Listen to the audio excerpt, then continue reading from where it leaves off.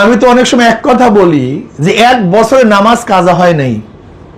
আপনারা যারা ওয়াজে দাওয়াত দেন, এই বক্তাদেরকে দাওয়াত দেন, কমপক্ষে একটা শর্ত লাগান যে কমপক্ষে বক্তার ইচ্ছা করি 1 বছরে নামাজ কাজা হয় নাই, এরকম বক্তা ছাড়া আমরা কাউকে ওয়াজে ডাকবো না। শুধু একটা শর্ত লাগান, কয়জন বক্তা পাওয়া যাবে বলো তো? এই তোমরা যে আসছো যারা দিনের দাওয়াত দিবা, দিনের সবচেয়ে বড় দায়ী, 1 বছর নামাজ কাজা হয় নাই, কয়জন বলতে পারবা? বলো কয়জনে বলতে? আশ্চর্য।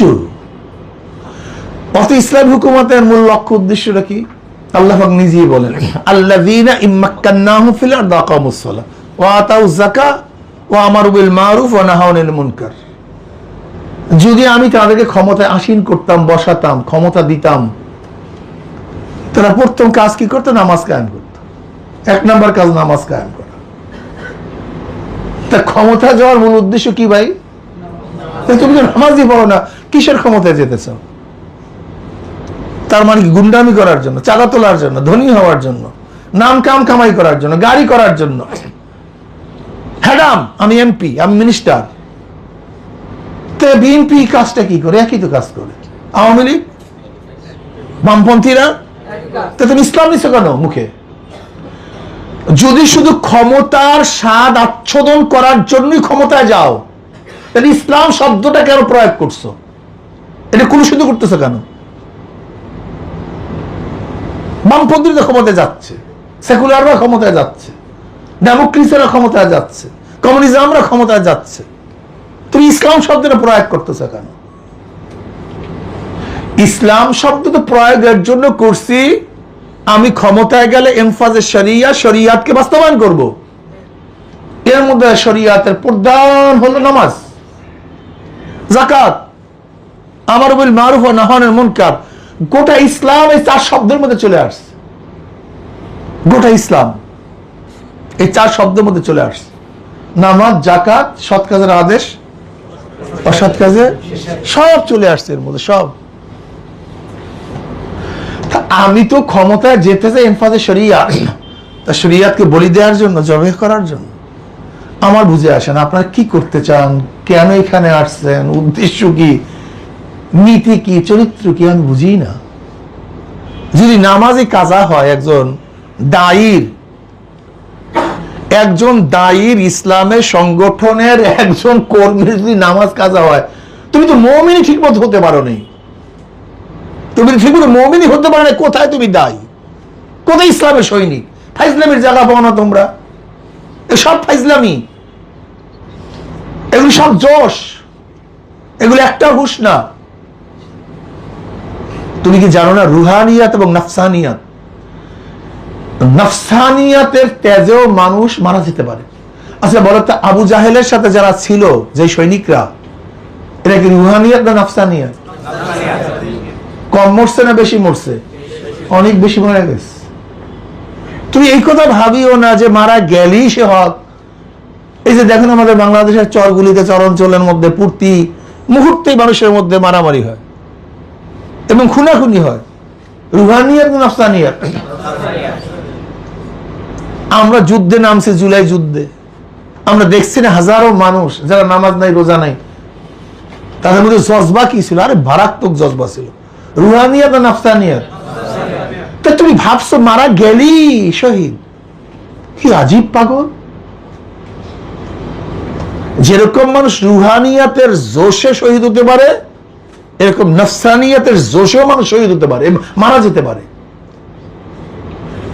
নয়তো কাফের আর মুমিনের মধ্যে যুদ্ধটা কিসের নিয়ে হয়?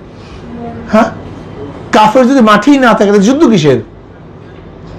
মুসাইলামা কাজ্জাব, এই মুসাইলামা কাজ্জাবের বিরুদ্ধে মুসলমানরা কত শহীদ হয়েছে? 20,000-এর উপর শহীদ হয়েছে। যে কোনো যুদ্ধে এত শহীদ হয়নি। 20,000-এর উপরে মুসলমান শহীদ হয়েছে। আর ওদের পক্ষেও প্রায় মারা গেছে 40,000-এর উপরে। এই মুসলমানের পক্ষের লোক, চিন্তা করছেন কেমন লড়াই করছে? 40,000 মারা গেছে, কিন্তু মাঠ ছাড়ে নেই, মুসলমানের পথ ছাড়ে নেই। আপনি জানেন কত কঠিন যুদ্ধ হয়েছিল সেই যুদ্ধটা? এখন যদি মারা গেলেই মনে করেন সবাই শহীদ, মারা গেলেই জান্নাতি, তাই মুসালামের পক্ষে যারা মারা গেছে তারা কি হবে? আবু জাহেলের পক্ষে যারা মারা গেছে তারা কি হবে? যুগ ইসলামের সাথে যে যুদ্ধটা যাদের সাথে হয়েছে, ইসলাম আর মুসলমান আর বেঈমানদের সাথে তো যুদ্ধ হয়েছে, তারা তো জোশের মধ্যে বিরক্তের সাথে তারা লড়াই করছে, তখন কি হয় বলেন?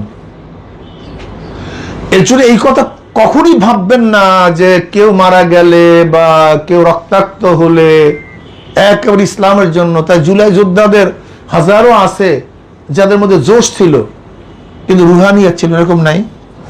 তাহলে সব শহীদ, হল দখল করে মারা গেল শহীদ, বাদাম খুঁড়তে গিয়ে মারা গেল শহীদ, মনে যা চায় তা করলে শহীদ। শহীদ এত সহজ, এত সহজ হিসাব মিলাই শহীদের। শহীদ কারা?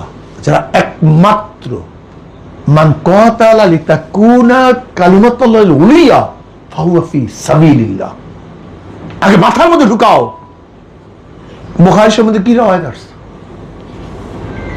এক ব্যক্তি শহীদ, আল্লাহ কিয়ামতের ময়দানে ডাকবে, শহীদ আমার কাছে কে নিয়ে আসছো? আল্লাহ সমস্ত নিয়ামত উপস্থাপন করবে, বলে আল্লাহ তোমার রাস্তায় গলা কাটায় দিস। আল্লাহ বলবেন আমি জানি কেন গলা কাটাইস, তোর বিরক্ত প্রকাশ করার জন্য, চাকরি পদোন্নতির জন্য, গণিমতের মাল অর্জন করার জন্য, তোর আলোচনা সব জায়গায় ছড়িয়ে পড়বে এর জন্য। যা দুনিয়াতে পেয়ে গেছে, আমার কাছে কিছু। বুখারী শরীফের রাওয়ায়াত বলতেছি কিন্তু। আল্লাহ পাক ধর, ওর হাত পা মধ্যে জাহান্নামের শিকল লাগে, উব্বুর কর, টানতে টানে জাহান্নামে নিক্ষেপ কর। হয়েছে শহীদ, জান্নাতি না জাহান্নামী? কি ঠিক ছিল না? কলব ঠিক ছিল না, নিয়াত ঠিক ছিল না, রুহানিয়াত ঠিক ছিল না। যাই হোক, আমি সংক্ষিপ্ত কথা বলবো।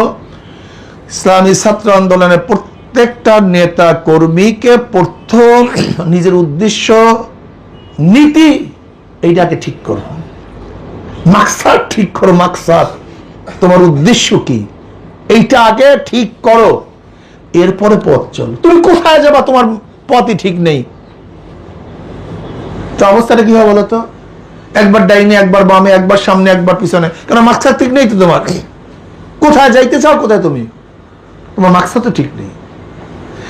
আগে উদ্দেশ্য ঠিক করো, তুমি এখানে আসছো কেন, তোমার কাজটা কি, কেন কষ্ট করে এসছো, নিজের অর্থ খরচ করে, পড়াশোনা নষ্ট করে, সময় ত্যাগ করে এখানে কেন আসছো? কেন আসছি? সাহাবারা যে জন্য ত্যাগ করছে, আমি একই জন্য ত্যাগ করতেছি। সাহাবারা যেই কারণে বাড়ি ছাড়ছে, আমি একই কারণে আজকে বাড়ির থেকে এখানে আসছি।